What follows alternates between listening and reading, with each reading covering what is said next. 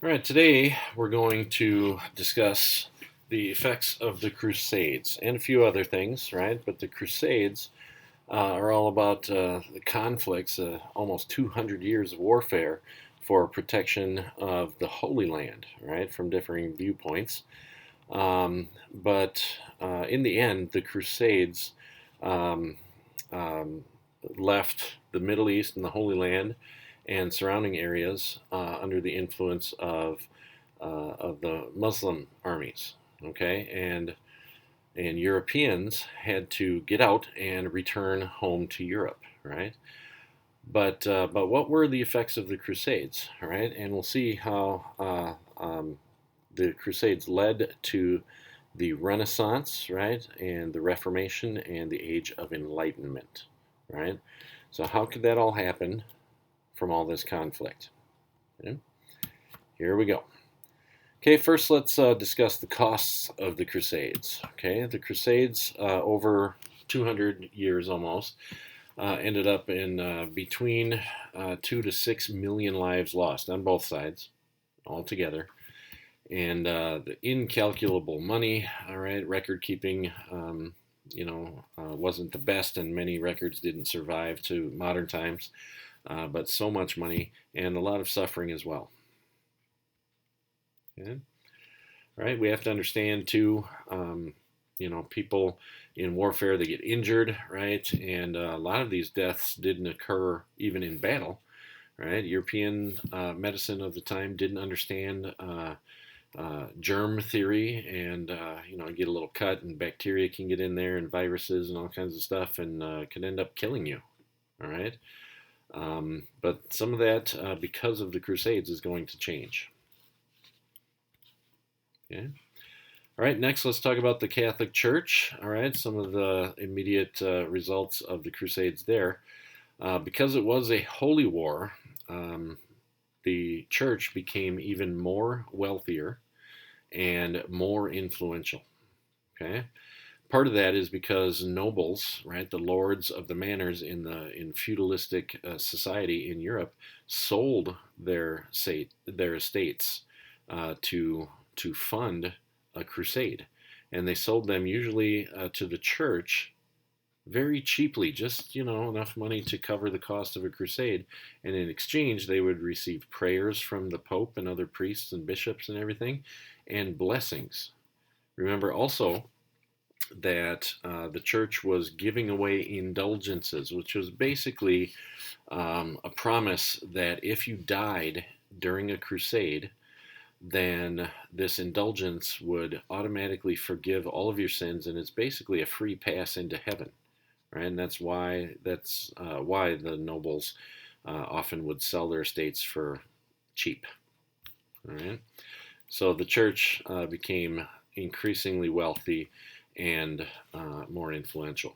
Okay, regular folks across Europe who did not go on crusade, their gifts to the church of money, materials, any kind of wealth were just absolutely swollen.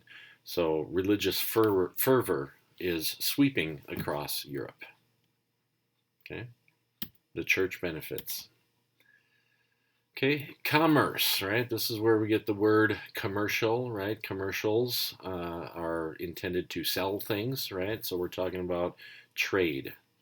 Okay, trade and commerce increased because there was a constant demand for transportation. This encouraged shipbuilding, and if you were, in the transportation business at any step of the way, the markets were extended and you got rich. Right? So shipbuilders, wagon builders, transport of any kind made you rich. All right, and the connection that the Crusades created between Europe to the Middle East, all the way farther east into China, increased. Right? Right? So people were getting rich; they're discovering whole new worlds of trade. Okay, back in Europe, feudalism had been the dominant social structure, right, as a way for people to to protect themselves against invading barbarians and all the chaos and everything that resulted after the fall of the Roman Empire and after Charlemagne's empire fell apart as well. And it's based on conflict, okay?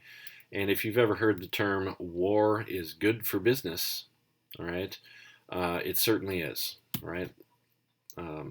Weapons, materials, you name it, for warfare. Increased trade all throughout Europe as well. Okay, the Crusades at the time, the latest series of warfare, excuse me, undermined feudalism as well. All right, all of the major, maybe not all, but many of the lords, right, in feudalistic Europe, sold their land to finance crusades.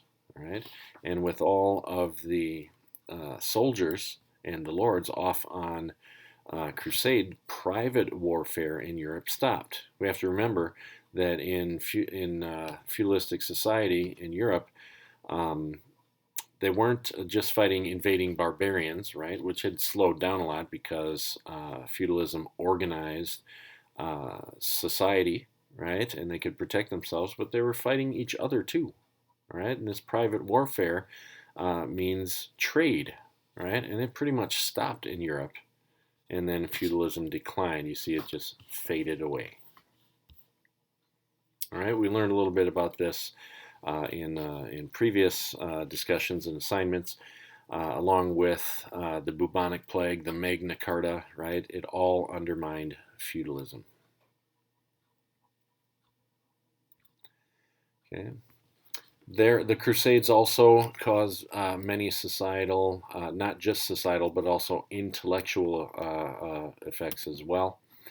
And we have to remember that the Crusades, right, were offered romantic adventure, right? This word romantic doesn't just refer to love, but look at the root word Roman, right?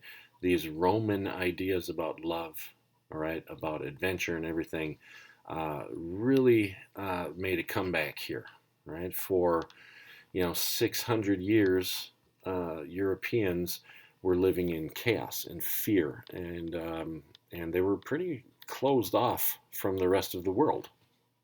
All right, so when the Crusades began, it opened up the world more for Europeans than it ever had been. Okay, and people wanted to go on adventure. All right, try to imagine going to the Holy Land, right? And you're Christian and you have faith, and faith requires no proof.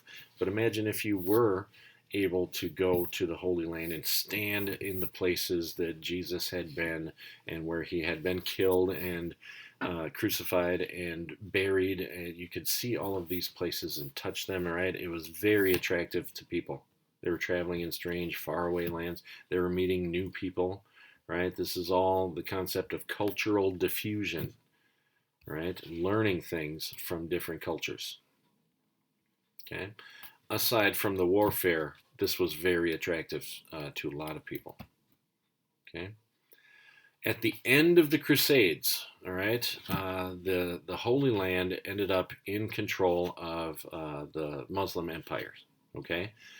And Europeans had been, many Europeans had never even been to Europe. Okay, their families, previous generations had gone on crusade and conquered. Some crusades conquered lands and set up Christian strongholds and kingdoms throughout the Middle East, and they stayed there. Right, they were wealthy landowners and had influence and everything, so they stayed there, and their sons, their grandsons, and their grandsons were there for just generations and had never even been to Europe, perhaps. All right, but at the end of the Crusades, they had to know where to go. Right, all the Christian strongholds had been overthrown, so they went back to Europe. But after spending all that time in the Middle East, mixing with different cultures and trade from faraway places, they had finer tastes, right? They had broader ideas than people back in Europe, right? So they brought all of this stuff back with them to Europe, and those ideas started to spread. through Europe. The Crusades open up a whole new world of trade, of course, right? And all these new ideas. We have to remember at the time, the Muslim empire, the Muslim culture during this time had the best medicine in the world, the best doctors in the world. They were a very highly educated culture, and through conquest too, gathered up much of the ancient knowledge of the Greeks and the Romans as well. Okay, so Europeans exposed to this during the Crusades brought it all back to Europe with them.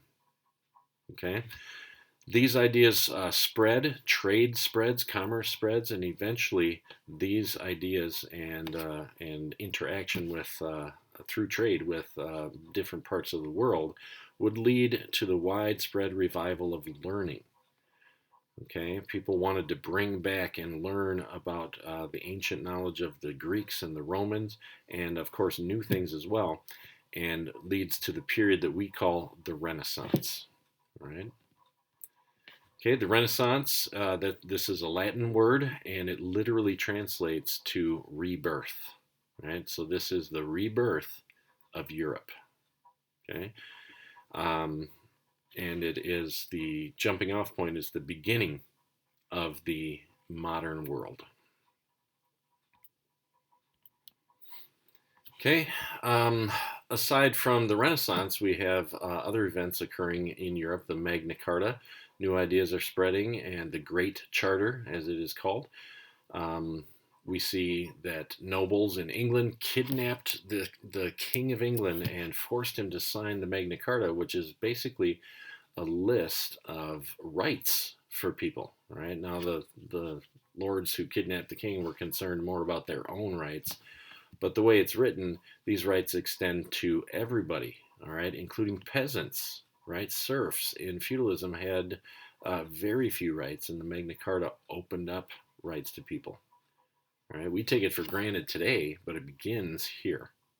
All right, direct result of the Crusades. All right, we learn about the bubonic plague and the impact that that had on Europe. All right, and fast forward, it's going to take a couple hundred years, but fast forward to around the year 1500, and the Renaissance, this rebirth of Europe, allowed people to express themselves. They had the rights from the Magna Carta to own land and spread and trade and all this kind of other stuff, and they could express themselves and explore learning in ways that had not been seen in Europe for 1,000 years, since the end of the Roman Empire. All right. All right. So lots of new things happening in Europe. Okay. These are all direct results of the Crusades. Okay. Within the Renaissance, if you know the names Copernicus and Galileo, they changed science. Right. Copernicus, based on scientific observations, suggested that the sun was the center of the universe. Right. People believed in the church, who was in control. Remember, the church was in control of knowledge and education throughout most of the medieval period. They taught that the earth was the center of all the entire universe. That's why God put us here. Okay? But, and we take it for granted now, it's pretty obvious. It's been proven that the earth is not the center of anything. The sun is the center of our solar system, and Galileo expanded Copernicus's idea and perfected it a little better. And the sun isn't the center of the universe, but the center of our solar system, at least, and all of the planets, including Earth, okay, revolve around the sun. Okay, and all kinds of other scientific breakthroughs would happen during this time. Galileo, for example, invented the modern telescope and discovered new planets beyond Jupiter, which is as far as Jupiter's the farthest planet that we can see with the naked eye. But you need a telescope to see Saturn and Neptune, Uranus, and Pluto, if you still consider that a planet. But science is advancing. Okay. Martin Luther, if you know that name. John Calvin is a lesser known name, but they changed Christianity. Right? They challenged the authority of the Catholic Church and some of the practices of the Catholic Church, saying that this is not right. This is not what Christianity is supposed to be all about.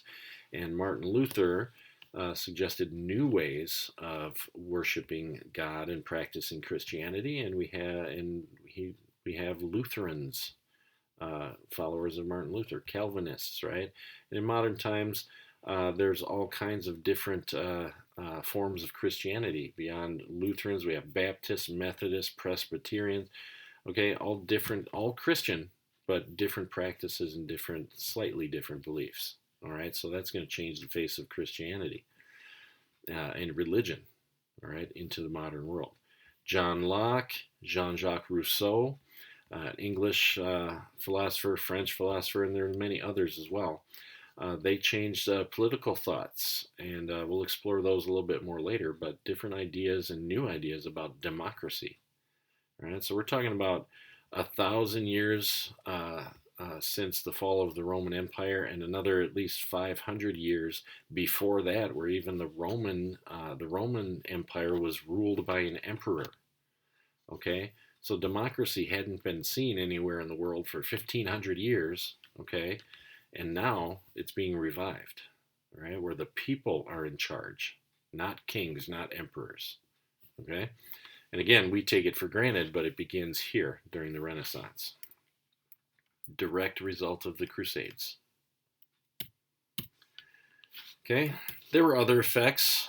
Italy, for an example, which was the seat of the Roman Empire, and at this time and still today, the headquarters of the Catholic Church. Okay, the Vatican. But all throughout Italy, it was a very important stop on the way to the Holy Land. Right, there was you could travel overland throughout Europe and get into Italy. There's lots of ports in there, and you'd ship out from Italy and head across the Mediterranean and get to the Holy Land. All right, cities like Venice, Pisa, Genoa, okay, they all fostered trade through the Crusades. Okay, so Italy was a very important trading hotspot between the Middle East and ultimately China back to Europe. All right, opened up the East. Okay. Okay. Bottom line, they got filthy rich. Some people got incredibly, ridiculously rich. All right, and became very influential in not just Italian politics, but European politics in general. All right, there's a very particular Italian family called the Medicis. Right, if you've ever heard of the Medicis, very influential and had a hand in a lot of things. Okay, so things are still changing even more because of the Crusades. Okay, with the East opening up, many explorers started to explore the remote countries of Asia. Right, Marco Polo gets a lot of credit for traveling even before the bubonic plague struck, but after right about the end of the Crusades, Marco Polo started traveling, and he sought out China in particular, and brought back all these foreign goods from China that Europeans really wanted, like silk, fireworks, et cetera, et cetera. Okay, and he also brought back some things they didn't, like the plague. Right, and we know that a few short years later that the bubonic plague would strike big time and kill half of Europe's population. Right? So not all the effects were good things, right? But it still did have a hand in shaping the future of Europe and the modern world. Okay, so these early travels by people like Marco Polo inspired later voyages of, Christopher Columbus, right? We know that Christopher Columbus gets a lot of credit for, quote unquote, discovering the New World, right? And North and South America, and the history of North and South America and the colonization of these new lands, right, can be attributed to people like Columbus and Vasco da Gama and Ferdinand Magellan, the first man to sail around the entire world proving beyond a shadow of a doubt that the earth was indeed round. Okay, these were all inspired because of the Crusades. The Crusades opened up the world. Okay, all of these traceable to the Crusades. Okay, so lots of exploration. The age of exploration begins. People are curious. The world is opening up. They want to see what's over the horizon. Okay, Enlightenment thinking also expanded, right? New education, new knowledge brought back to Europe from the Crusades made people more curious, all right? And people began to think about things in ways that they had never thought of before, all right? They became enlightened thinkers, all right? All right, so reason became very important, right? People were primarily Christian throughout Europe, and they put a lot of faith in God, and everything would work out through prayer and everything else, which is not a bad thing, okay? But people began thinking, hey, maybe we can think at least a little bit for ourselves and use reason, okay? As the primary source of authority and legitimacy, liberty, progress, religious tolerance, and constitutional government. Okay? Reason. What makes sense? All right?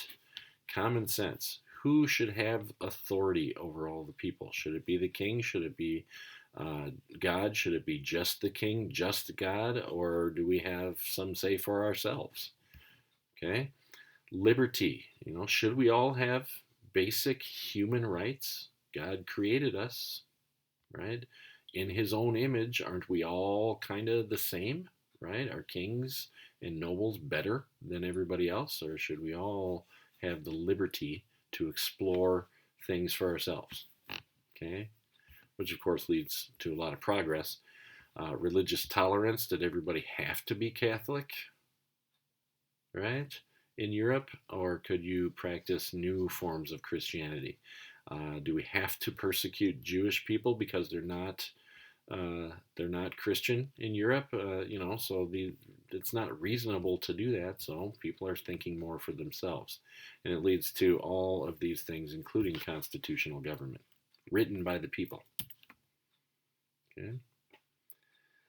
All right, so this all led to this idea that the rights of the people, right, were the true source of any governmental power, any government.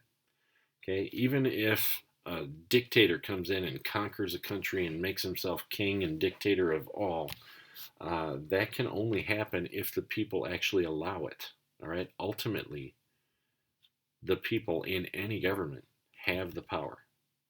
Okay, and I'm reminded of a movie, an older movie that I saw called V for Vendetta, if you've ever seen this movie. And it takes place in a dystopian future in England, and they're very much like the Nazi Party of World War II Germany. And the government has control of the media and everything. You can't even think certain things without the government finding out, right? All that kind of stuff. And these ideas are considered during the Age of Enlightenment old ideas. Okay? But there's a quote from that movie that really fits here. All right? And the main character said, people should never be afraid of their government. Government should be afraid of its people. All right?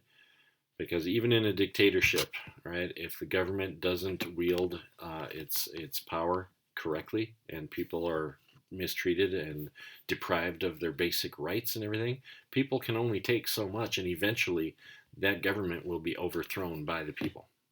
All right, it's been proven and shown time and time again throughout history. All right, and these new ideas begin with the Age of Enlightenment. All right, they caused conflict, of course. Kings didn't want to give up power, and nobles didn't want to give up their influence and position in society, right? Any change does cause conflict, all right? But eventually, over time, these new ideas would shape the world as we know it. All right? So the birth of the modern world, all these ideas, the Renaissance, right? The Reformation of the church, changing ideas about Christianity and practice of Christianity in the Reformation, and the Age of Enlightenment are all direct results of the Crusades, right?